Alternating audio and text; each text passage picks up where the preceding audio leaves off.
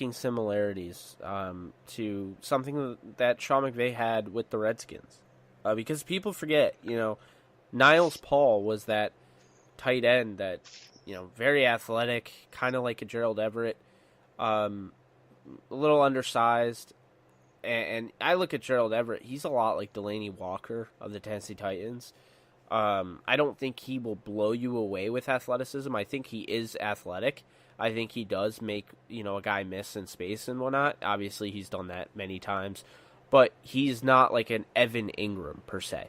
And he doesn't have to be. Evan Ingram, to me, I look at the guy on the Giants, he's just a bigger receiver. But with Niles Paul, they had a lot of,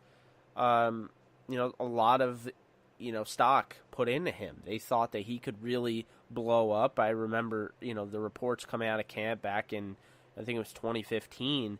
This guy could be, the go-to guy. And then he ended up getting hurt, and that derailed it. But, talk about Niles Paul, Derek Carrier, who was a former Ram last year. He was with the Redskins as well. And then, you look at the fact that, they had, Jordan Reed. I think, now that, Vernon Davis, it's one of those, things where I'm not saying, Sean McVay, like, I think that the best way to put it is, when I had JB Long on, the last time I had him on, he used the term or the terms of, he doesn't feel as though Sean McVay has pre-existing pods. So, with that being said, what Sean McVay did as the offensive coordinator with the Redskins does not mean he's going to absolutely emulate that with the Rams. And I think that's very fair to say. I think it's very important to realize because I know everyone, we talked about the Chris Thompson role more times than I can count, and they went out and they got John Kelly. Did they fill the Chris Thompson role with a guy that's going to run people over? It's fascinating to me. Did they fill the Deshaun Jackson role with a better receiver overall in Brandon Cooks? Did they go out and get the next Pierre Garçon in Robert Woods? Or could Robert Woods be better?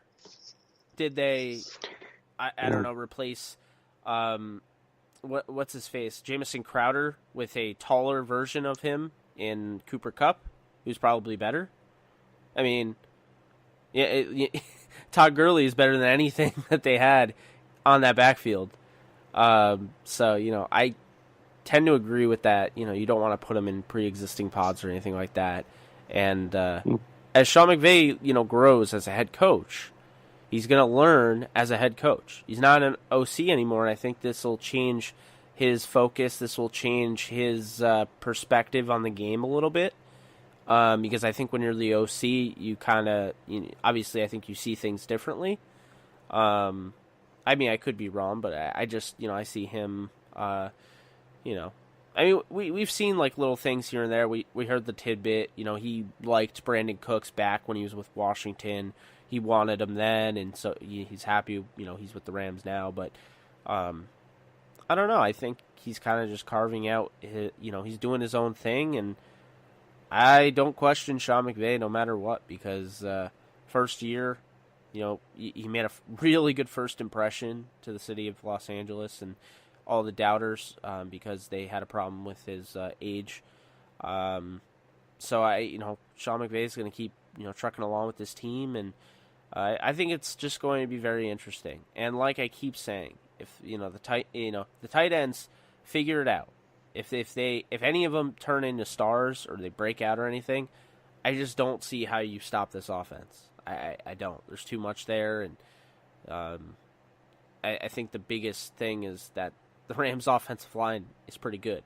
They don't have a bad offensive line anymore. They have weapons, solidified the offensive line. They grabbed depth in the offseason via the draft, and Jared Goff is turning himself into quite a fine quarterback, so there you go.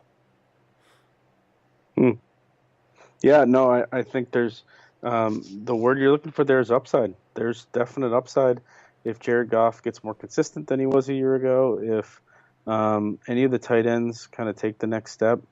If Brandon Cooks gives you more than Sammy Watkins gave you, certainly this offense can be better and should be better in the second year under Sean McVay. But we'll see.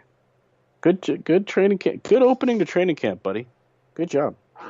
Yeah, we were really, enforcing the whole training camp aspect. It was kind of a positional preview, but we kind of were like, we're going to talk about this, and we're going to talk about it for 10 minutes apiece. Like, hey, we had a chat. That was good. That was just two guys talking. That was good. Yeah. Well, I guess that'll wrap it up. For Jake Ellenbogen, he is Joe Curley. This has been another Downtown Rams podcast. Hope you guys enjoyed. And I do apologize that we did not have a Throwback Thursday episode.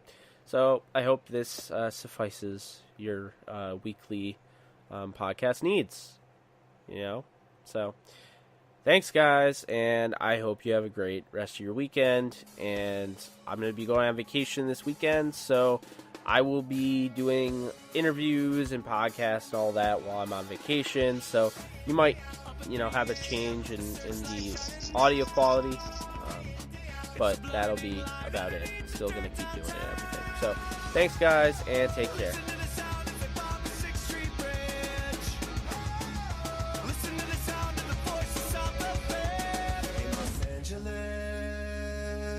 When will you save me, Los Angeles? When will you save me?